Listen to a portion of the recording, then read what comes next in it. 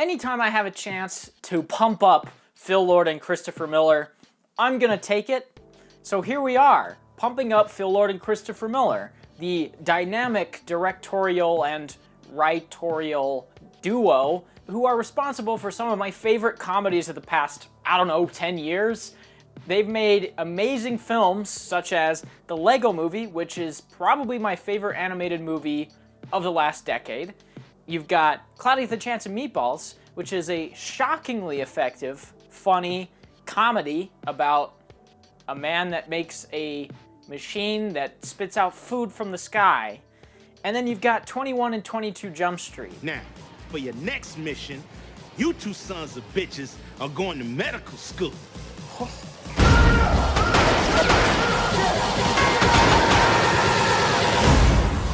And so now we're here with Into the Spider-Verse. And no, Phil Lord and Chris Miller did not direct this movie, but they both executive produced this movie, and Phil Lord actually wrote the script for it and did the story, made the story. This Into the Spider-Verse movie feels the most dynamic and the most fresh out of pretty much everything since 2008. And we'll get into what I really like about this movie in a minute, but I do want to address some things that kind of nagged at me during the movie, because I don't think it's perfect. I don't think it's a great movie. I do think it is very good, but there are some things throughout the runtime that bothered me on a pretty consistent basis that I have a hard time overlooking.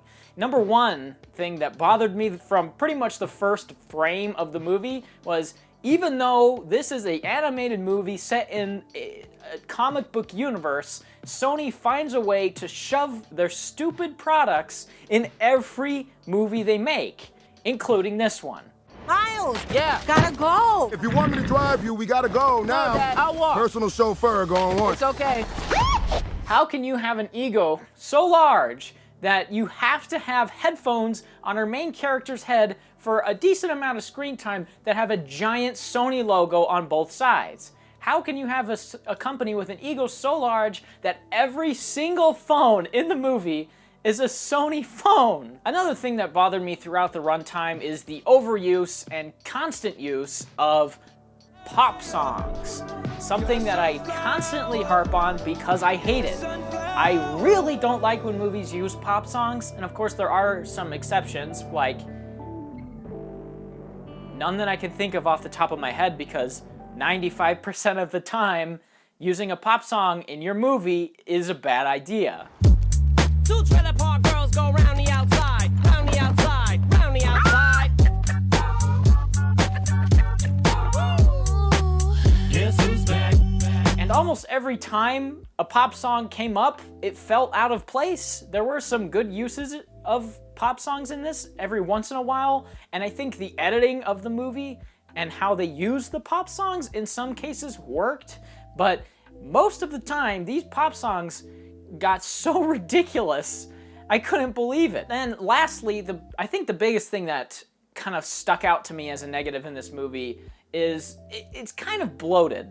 There's a lot that's going on in this movie, and we can get into that in a minute, but a ton is happening here, and the movie is very ambitious. So there's tons of plot threads, there's tons of characters, and at a certain point, it starts to feel like too much. And near like halfway through the movie, it becomes very clear that it was too much for the writers to handle and the directors to handle, because there is a scene when Miles Morales gets spotted by these villains, and one of the villains starts coming after him. I think his name is Prowler in the movie, and it's this intense sequence where Prowler's running after him and trying to get him and kill him so that there's no witnesses, and he can't quite get him.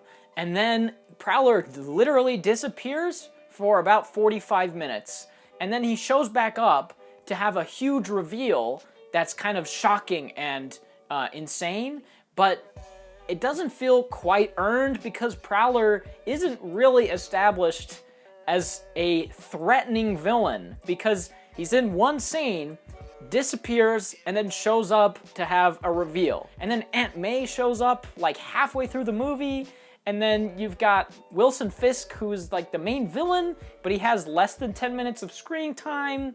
So I think this movie tried to take on a little bit more than it could handle, and it suffers because of that. The overall structure is still pretty good and pretty intact, but there are things that start to come up later on in the movie where you're like, oh, right, they were trying to do something with that, and it just now came up again. This guy swings in once a day, zip, zap, zop, and answers is over. Accountability. Speed up. I know these with kids. great ability. Miles, man, you get arrested? Gosh, don't cops run red lights? Well, yeah, some do. But, not your dad. And that's it for the negatives, though. I don't want to be too much of a Debbie Downer on this movie because I really do like it. The biggest thing that I really like about this movie is the characters. I really like what they do with most of the characters in this movie. Obviously, not every character needs to be an incredibly fleshed out, interesting character, but a lot of the characters do have just enough to flesh them out in this movie to make them actually feel like humans, and that's something that I really can't or have a hard time saying with most superhero movies that are coming out today. And it was kind of shocking for me how much I liked a lot of these characters. You have Miles Morales, who is a really enjoyable kid that is kind of in the middle of a coming-of-age story, but he's coming of age into being Spider-Man. So you have that really fun dynamic of that, and then he's being mentored by a completely washed-up, has-been, loser Spider-Man that doesn't really want anything to do with him. And so you have a really interesting dynamic between the two where one wants to learn, one wants to come of age, and the other doesn't want anything to do with him. Also, I think this movie has a really great sense of humor, which is very hard to come by in blockbusters these days. Most of the time, the humor role is pawned off on some kind of lame side character that is just quirky and weird, and that's what's funny. That's the comedy relief. But in this movie, the comedy is spread around through every single character in a very human way that really makes for enduring characters. You really like the characters, not because they're well written, but because the movie knows when to take them seriously and when to make them human, when to humanize them. There are a lot of moments in this movie where I did legitimately laugh with it and not at it, which was great. I really expected like the pig Spider-Man to be unbearable throughout the movie, and they find a way to make him not. Almost every character in this movie had some really great moments. So what they're doing with the characters and the humor here is probably my favorite parts of this movie by a stretch, honestly. The story is solid. The story is exactly what it needs to be, and it really doesn't require that much explaining. You know, Peter Parker is a Spider-Man, and then Miles Morales gets bit by a spider and becomes a Spider-Man as well.